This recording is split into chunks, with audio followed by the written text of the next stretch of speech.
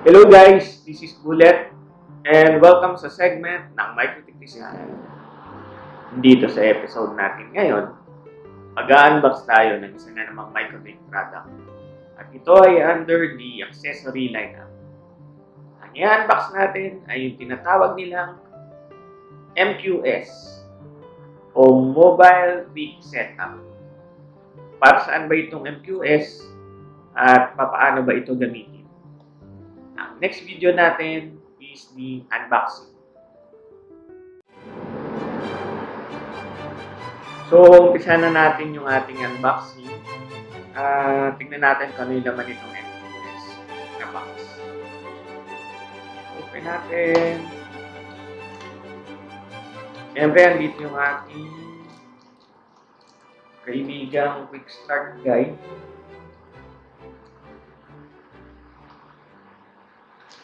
At main unit, MQS.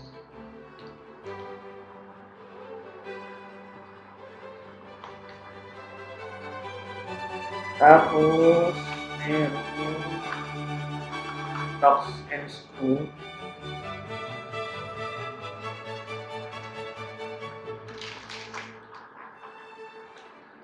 Cable tie.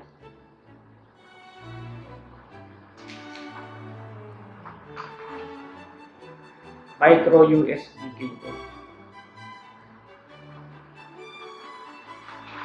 At strap. Tingnan natin kung saan natin gagamitin ito. Yun lang.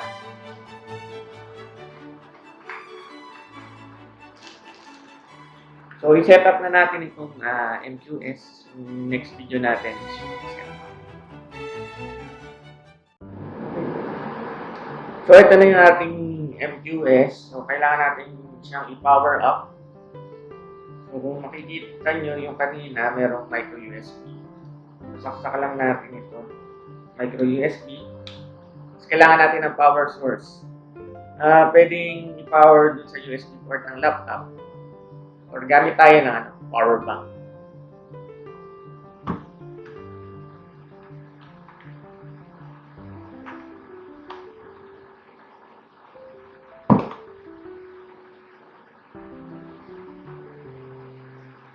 Tapos, yung strap na nakita natin kanina, pwede natin gagamitin ito dito sa power bank. I-strap natin itong si MQS.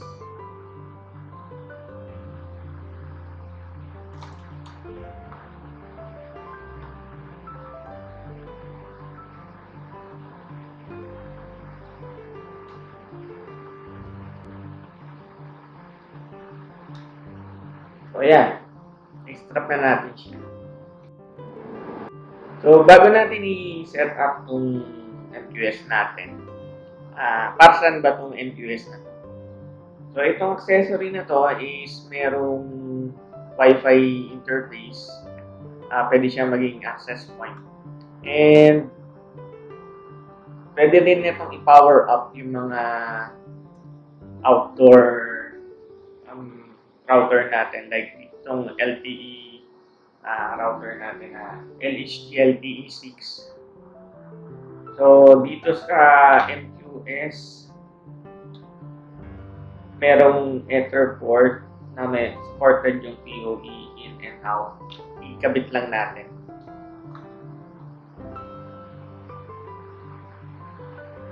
So, ayun. Nag-ilaw na yung LED indicator ng LHD LTE6. Ngayon, para ma-access natin si LHD LTE6, kasi etong si LHD LTE6, wala siyang wireless interface. So, pwede mo lang ma-access siya via ng cable. With the use of the MQS, papunta sa kanya na power up, connect tayo using laptop o connect sa SSID na binigay ni MQS. And then, ma-access na natin si LHD LTE6. Pwedeng via mobile, Microtech mobile app or yung Winbox. So, malaking tulong to lalo na dun sa mga lugar na gusto nating i-site survey pero wala tayong power source. So, pag ginamit natin si MQS, pwede siyang i-power up ni power bank. At the same time, pwede niya ding i-power up kasi yung meron siyang PoE out, yung mga outdoor access point or LTE router. So, mas madali tayong site survey at the same time. May utilize natin yung access sa loob ng router OS.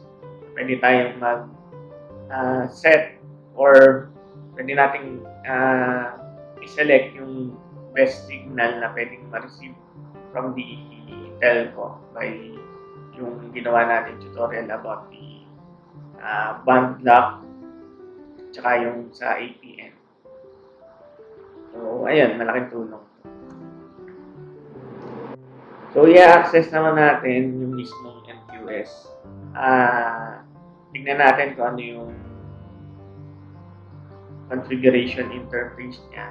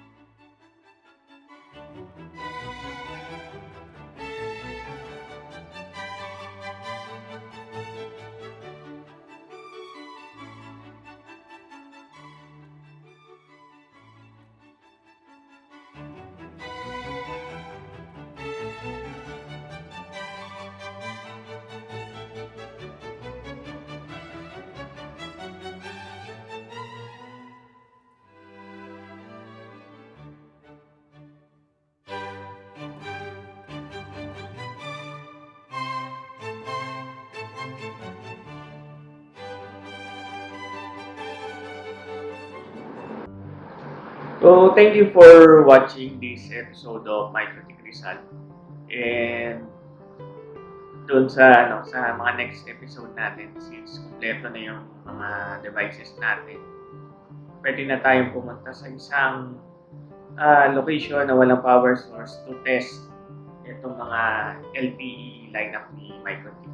Tignan natin kung pag nasa mataas na lugar ba ako, maganda yung reception ng signal from the different towers. So, kita-kits ulit sa mga next episode natin.